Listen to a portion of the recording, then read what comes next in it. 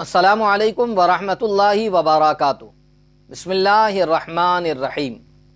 ناظرین محترم، کیا ناپاکی کی حالت میں درود شریف یا ذکر و اذکار کیا جا سکتا ہے یا نہیں کیا جا سکتا؟ آج اسی کو سماعت کر لیں اور اپنی معلومات میں اضافہ بھی کر لیں، اور دوسروں کو ویڈیو شیئر ضرور کر دیں، چینل کو سبسکرائب کر دیں، بیل آئیکن کو پریس کر دیں۔ تو ناظرین محترم، جس طریقے سے آج آپ نے سماعت کیا، سوال ہی آپ نے سن لیا، بعض موقعوں پر اس طریقے کے ڈاؤٹس ہوتے ہیں کہ کیا ہم ناپاکی کے ایام میں درود شریف پڑھ سکتے ہیں،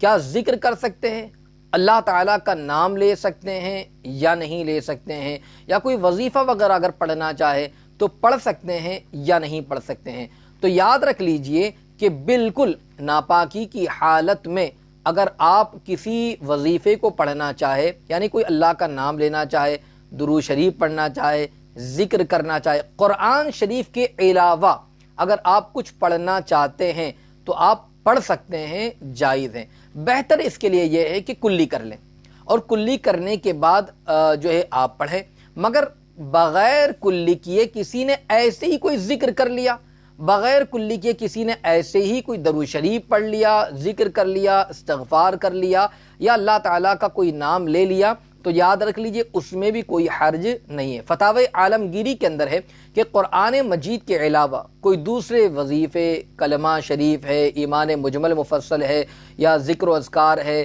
یا توبہ اور استغفار کے لیے استغفار وغیرہ پڑھنا ہے، یا اس طریقے کی جو چیزیں ہیں وہ پڑھنا جنوبی کے لیے، یعنی کوئی ایسا شخص کہ جس نے اپنی بیوی سے ہم بستری کی، اب اس پر غسل ضروری تھا، واجب تھا اسے غسل کرنا تھا، مگر اب اس نے غسل کیا نہیں ہے، اور ویسے ہی اگر استغفار کرنا چاہتا ہے یا کچھ پڑھنا چاہتا ہے یا تو وہ کر سکتا ہے۔ یا اگر کوئی عورت جو حائضہ ہو یا نفاس والی ہو، یعنی MC کا معاملہ ہے، پیریڈ میں ہے، یا اس طریقے سے کوئی ایسی عورت ابھی بچہ ہوا ہے، نفاس کے اندر ہے، تو ایسی عورت بھی اگر درود شریف پڑھنا چاہے، توبہ اور استغفار کرنا چاہے، ذکر کرنا چاہے، استغفار کرنا چاہے، کوئی اللہ کا نام ورد میں رکھنا چاہے تو پڑھ سکتی ہے۔ قرآن شریف پڑھنے کی اجازت نہیں ہے،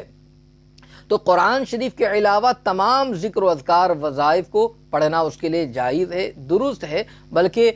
وہ عورتیں ان دنوں کے اندر خاص طور سے اس کا اہتمام کریں کہ وہ کلمہ شریف ہے یا ذکر و اذکار ہے، توبہ اور استغفار، ان تمام چیزوں کو خوب ورد ملائیں، وظیفہ اس کا کرتے رہیں، انشاءاللہ اس کا فائدہ بھی انہیں حاصل ہو جائے گا۔ تو ضرور ان تمام چیزوں کا خیال رکھیں۔ قرآن مقدس کو نہیں پڑھا جائے گا، یا کوئی آیت بطور